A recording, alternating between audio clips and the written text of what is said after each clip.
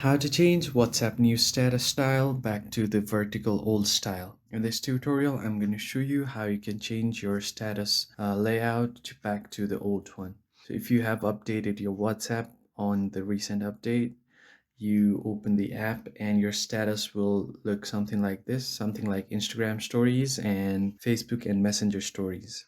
So in order to change it back to the normal old style, what you have to do is check if you have followed any channels. So right now I have followed this WhatsApp's official channel. All you have to do is make sure that you are not following any channels.